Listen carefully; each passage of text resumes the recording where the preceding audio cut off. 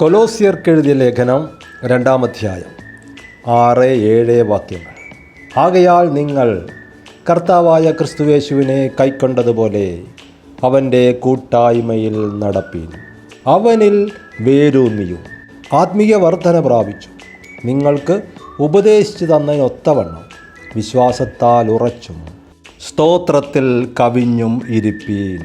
കൊലോസ്യ ലേഖനത്തിലൂടെ പരിശുദ്ധാത്മാവ് പറയുകയാണ്, യേശു കർത്താവിനെ കൈക്കൊണ്ടതുപോലെ കൂടെ നടപ്പീൻ. എങ്ങനെ നടക്കണം? കൂട്ടുകാരനുമായിട്ട് നടക്കുന്നത് പോലെ നടപ്പീൻ. കൂട്ടുകാരനുമായിട്ട് കൂട്ടായ്മ ആചരിപ്പീൻ. കൈക്കൊണ്ടതുപോലെ നടപ്പീൻ. ബുദ്ധിയിൽ നടക്കുക അസാധ്യമാണ്. ബുദ്ധി അബലമായാൽ, വചനത്തിലേക്ക് തിരിഞ്ഞാൽ, ആത്മാവിൻ്റെ ചിന്ത കിട്ടിയാൽ നമുക്ക് നടക്കാൻ കഴിയും. അവനെ കൈക്കൊണ്ടതുപോലെ. എങ്ങനെ കൈക്കൊണ്ടത്? യേശുവിനെ കർത്താവെന്ന് വിശ്വസിച്ചു, ഹൃദയം കൊണ്ട് വിശ്വസിച്ചു, വാ കൊണ്ട് ഏറ്റു പറഞ്ഞു. അങ്ങനെ കൈക്കൊണ്ടത്. അവനെ കൈക്കൊണ്ട് അവൻ്റെ നാമത്തിൽ വിശ്വസിക്കുന്നവർക്ക് ദൈവമക്കളാകാൻ അധികാരം നൽകി. ഇത് തന്നെ ചെയ്താൽ കൂട്ടായ്മയിൽ നടക്കാം. വചനം വിശ്വസിക്കുക, ഏറ്റുപറയുക. വിശ്വസിക്കുക, ഏറ്റുപറയുക. അങ്ങനെ നടക്കുമ്പോൾ നമ്മൾ ദൈവത്തിൻ്റെ വചനം ജീവനും ചൈതന്യവുമുള്ളത്. നമ്മൾ ചൈതന്യമുള്ളവരായി മാറും, ജീവനുള്ളവരായി മാറും. ഇനി ആരാണ് കൈക്കൊണ്ടത്? എന്തുകൊണ്ടാണ് കൈക്കൊണ്ടത്? അവൻ സ്വന്തത്തിലേക്ക് വന്നു, സ്വന്തമായവരവനെ കൈക്കൊണ്ടില്ല എന്ന് പറഞ്ഞ് ഞങ്ങളുടെ സെൽഫ് നഷ്ടപ്പെടാൻ ഞങ്ങൾക്ക് സമ്മതമില്ല എന്ന് പറഞ്ഞവർ കൈക്കൊണ്ടില്ല. അവൻ ലോകത്തിലേക്ക് വന്നു, ലോകം അവൻ മുഖാന്തരമുണ്ടായി, ലോകം അവനെ അറിഞ്ഞില്ല.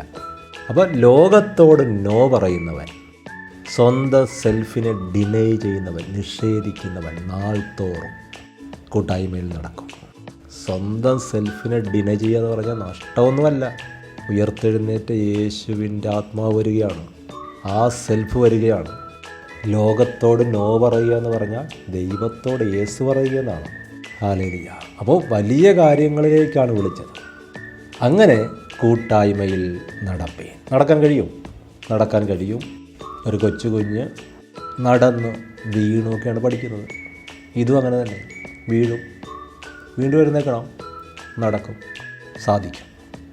അടുത്തതാണ് അവനിൽ വേരൂന്നുക.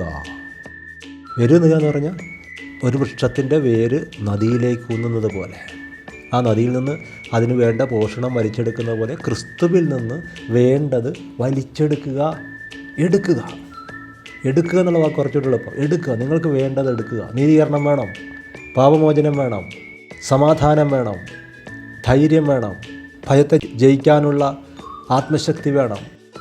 ക്രിസ്തുവിൽ നിന്ന് എടുക്കുക. നമുക്കിത് തരാനല്ലേ കർത്താവ് വന്നത്? എടുക്കുക. Receive from Christ. ആരാണ് ക്രൈസ്റ്റ്? അരുളപ്പാടിലുള്ള വചനമാണ് ക്രിസ്തു. ക്രിസ്തുവിനെ സ്വർഗത്തിൽ കയറി ആരിറക്കുമെന്നോ സമുദ്രത്തിൻ്റെ ആഴത്തിൽ നിന്ന് ആര് കയറ്റുമെന്നോ നീ നിൻ്റെ ഹൃദയത്തിൽ പറയരുത്. വചനം നിനക്ക് സമീപം, അത് നിൻ്റെ ഹൃദയത്തിലും അധരത്തിലും ഇരിക്കുന്നു. നമ്മൾ ആദ്യം പറഞ്ഞ അങ്ങനെയാണ് നമ്മൾ കൈക്കൊണ്ടത്, അങ്ങനെയാണ് കൂട്ടായ്മയിൽ നടക്കുന്നത്.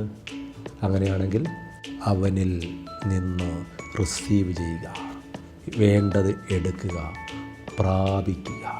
അങ്ങനെ വേരൂന്നിയാൽ അവിടെ പറയുന്നു ആത്മീയ വർധന പ്രാപിക്കും. ആത്മീയ വർധന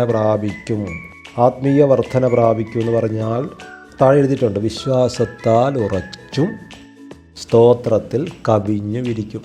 ഒരു മനുഷ്യൻ ആത്മീയ വർധന പ്രാപിച്ചോ എന്നുള്ളതിൻ്റെ അടയാളമാണത്. നിങ്ങൾ വിശ്വാസത്തിൽ ഉറച്ചതാണോ? എപ്പോഴും ഇടവിടാതെ സ്തോത്രം വരുന്നുണ്ടോ? ആരാധനയ്ക്ക് മാത്രമല്ല, ആരാധനയിലും വേണം, സഭയായിട്ട് ഒന്നിച്ച് കൂടുമ്പോൾ വേണം, അല്ലാതെ പേഴ്സണൽ പ്രയറിൽ, ജോലി സ്ഥലത്ത്, എവിടെയൊക്കെയാണെങ്കിലും ഈ സ്തോത്രത്തിൽ കവിഞ്ഞിരിക്കുന്ന ലെവലിലേക്ക് ദൈവം എത്തിക്കും. അതാണ് ആത്മീയ വർധനയുടെ അടയാളം.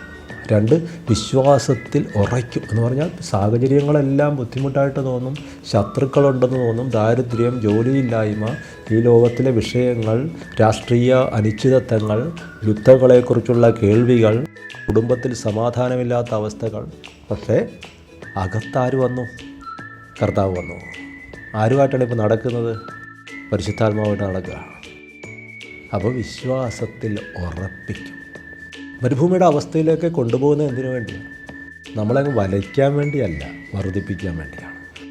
ആത്മീയ വർധന തരും. അപ്പോൾ ആത്മീയ വർധന പ്രാപിക്കുക എന്ന് പറഞ്ഞാൽ നമ്മൾ നേരത്തെ പറഞ്ഞ പോലെ സ്പോക്കൺ വേർഡ് ഓഫ് ഗോഡ്, ദൈവത്തിൻ്റെ അരുളപ്പാട് ഒരു മനുഷ്യൻ കേൾക്കാൻ തുടങ്ങും. അതുകൊണ്ടാണ് താഴെ എഴുതിയിരിക്കുന്നത്, നിങ്ങൾക്ക് ഉപദേശിച്ച് തന്നതിന് ഒത്തവണ്ണം. ആരുപദേശിച്ചു തന്നു? സഭയിൽ നിന്ന് പാസ്റ്ററോ അപ്പോസ്തലനോ ഉപദേശിച്ചു തന്ന കാര്യമല്ല, നിങ്ങളിൽ വന്ന പരിശുദ്ധാത്മാവ് നിങ്ങൾക്ക് ഉപദേശിച്ചു തരാൻ തുടങ്ങുന്നു. കണ്ടോ, ഞാൻ നിൻ്റെ മേൽ ദൃഷ്ടി വെച്ച് നിനക്ക് ആലോചന പറഞ്ഞു തരും. യോഹന്നാൻ്റെ ലേഖനം 1-ാം ലേഖനത്തിൽ പറയുന്നു, അവൻ്റെ അഭിഷേകം നിങ്ങളിലിരിക്കുന്നു. ആരും നിങ്ങളെ ഉപദേശിക്കേണ്ട ആവശ്യമില്ല. എന്തിനെക്കുറിച്ചാണ്? സഭാജീവിതത്തെക്കുറിച്ചല്ല, മറ്റു വിഷയങ്ങളെക്കുറിച്ചല്ല. എൻ്റെ സ്വന്തം ഇഷ്ടത്തിന് ഞാൻ പോകും എന്ന് പറയാൻ വേണ്ടിയല്ല. അങ്ങനെ ഒരിക്കലും പരിശുദ്ധാത്മാവ് കലക്കത്തിൻ്റെ ആത്മാവല്ല. പിന്നെയോ വിശ്വാസത്തിൽ ഉറയ്ക്കാനും സ്തോത്രത്തിൽ കവിയാനും നിങ്ങളെ എന്ത് ചെയ്യണമെന്ന് ഈ ദൈവത്തിൻ്റെ ആത്മാവ് ഉപദേശിച്ചു തരും. ആ ദൈവശബ്ദം കേട്ട് നമ്മൾ മുന്നേറിയാൽ നമ്മൾ വിശ്വാസത്തിൽ ഉറയ്ക്കും, സ്തോത്രത്തിൽ കവിയും. ഈ വിഷയത്തിൽ നിങ്ങളെ വേറെ ആരും ഉപദേശിക്കേണ്ട കാര്യമില്ല. കാരണം ഓരോ മനുഷ്യരും പ്രത്യേകതയുള്ളവരാണ്. നിങ്ങളെപ്പോലെ നിങ്ങൾ മാത്രമേ ഉള്ളൂ ഈ ലോകത്തിൽ. എന്നെപ്പോലെ ഞാൻ മാത്രമേ ഉള്ളൂ. അപ്പോൾ നമുക്ക് സ്പെഷ്യൽ ഒരു പാക്കേജ് ഉണ്ട് ദൈവത്തിൽ. സഭയായിട്ട് നമുക്ക് ചട്ടങ്ങളുണ്ട്, നിയമങ്ങളുണ്ട്, പരിശുദ്ധാത്മാവിൻ്റെ ഗൈഡൻസ് ഉണ്ട്. അതെല്ലാം അങ്ങനെ തന്നെ നിൽക്കും. പക്ഷേ വിശ്വാസത്തിൽ ഉറയ്ക്കുന്ന വിഷയത്തിൽ, സ്തോത്രത്തിൽ കവിയുന്ന വിഷയത്തിൽ, ആത്മീയ വർധനയുടെ വിഷയത്തിൽ നിങ്ങളിൽ വന്ന പരിശുദ്ധാത്മാവ് നിങ്ങൾക്ക് ഉപദേശിച്ച് തരും. ഹല്ലേലൂയ. കൊലോസ്യർ 2:3 പറയുന്നു, യേശുവിൽ ജ്ഞാനത്തിൻ്റെയും പരിജ്ഞാനത്തിൻ്റെയും നിക്ഷേപങ്ങളൊക്കെയും ഗുപ്തമായിട്ടിരിക്കുന്നു. സദൃശ്യവാക്യങ്ങൾ പറയുന്നു, ജ്ഞാനം കൊണ്ട് വീട് പണിയുന്നു, വിവേകം കൊണ്ട് അത് ഉറപ്പായി വരുന്നു. പരിജ്ഞാനം കൊണ്ടോ? പരിജ്ഞാനം കൊണ്ടാണ് ഫർണിച്ചറെല്ലാം വരുന്നത്. എൻ്റെ ജനം പരിജ്ഞാനമില്ലായ്മ നശിച്ചു പോകുന്നു. കർത്താവിൽ വന്നിട്ട് അനുഗ്രഹിക്കപ്പെടുന്നില്ല. എന്തുകൊണ്ടാണ്? പരിജ്ഞാനത്തിൻ്റെ വചനങ്ങളെ കേൾക്കേണ്ടതിനുള്ള ഉപദേശം മുറുകെ പിടിക്കുക, കേൾക്കാതിരിക്കുന്നതിനുള്ള ഉപദേശം വിട്ടുകളയുക. പരിജ്ഞാനത്തിൻ്റെ വചനങ്ങളെ മുറുകെ പിടിക്കുക. കർത്താവിൽ വന്നവൻ, രക്ഷിക്കപ്പെട്ടവൻ, സ്നാനപ്പെട്ടവൻ, അഭിഷേകം പ്രാപിച്ചവൻ, ജ്ഞാനം പ്രാപിച്ചവൻ, യഹോവ ഭക്തിയുള്ളവൻ, ദോഷം വിട്ടകന്ന് നടക്കുന്നവൻ എന്തുകൊണ്ട് അനുഗ്രഹിക്കപ്പെടുന്നില്ല? അവൻ പരിജ്ഞാനത്തിൻ്റെ വചനങ്ങളെ വിട്ടുകളഞ്ഞു. സഭാപ്രസംഗി പറയുന്നു, ഒരൊറ്റ പാവി വളരെ നന്മ നശിപ്പിച്ചു കളയും. ചത്ത ഈച്ച തൈലക്കാരൻ്റെ തൈലം മാറുമാറാക്കുന്നു. അതുകൊണ്ട് പരിജ്ഞാനത്തിൻ്റെ വചനങ്ങൾ. സദൃശ്യവാക്യങ്ങളിലേക്ക് പോകുക. പരിജ്ഞാനത്തിൻ്റെ വചനങ്ങളെ പ്രാപിക്കുക, ധ്യാനിക്കുക. ഓരോ ദിവസം നടക്കേണ്ടത് പരിശുദ്ധാത്മാവിൽ നിന്ന് കേൾക്കുക. അങ്ങനെ വരുമ്പോൾ മനോഹരവും അമൂല്യവുമായ വസ്തുക്കളാൽ നിങ്ങളുടെ ഭവനത്തെ നിറയ്ക്കുന്നു. നിങ്ങളെ തന്നെ നിറയ്ക്കുന്നു, നിങ്ങളുടെ ഭവനത്തെ നിറയ്ക്കുന്നു, അനുഗ്രഹിക്കുന്നു. ജീവിതം മാറും. ദൈവം തൻ്റെ ജനത്തിൻ്റെ സ്ഥിതി മാറ്റുമ്പോൾ യാക്കോബ് സന്തോഷിക്കുകയും ഇസ്രായേൽ ആനന്ദിക്കുകയും ചെയ്യും. നിങ്ങളുടെ ഭൗതികവും ആത്മീയവുമായ കാര്യങ്ങൾക്കുള്ള നന്മകൾ ദൈവം തരും. അവൻ്റെ ഉപദേശത്തിലുണ്ട്. ആ ഉപദേശത്തിൽ നമ്മൾ മുന്നോട്ട് പോകുമ്പോൾ നമുക്ക് വേണ്ട അനുഗ്രഹം വരും. യേശുവിൻ്റെ നാമത്തിൽ ഞാൻ അനുഗ്രഹിക്കുന്നു, പ്രാർത്ഥിക്കുന്നു. ദൈവം കൂടെ ഇരിക്കട്ടെ. ആമേൻ.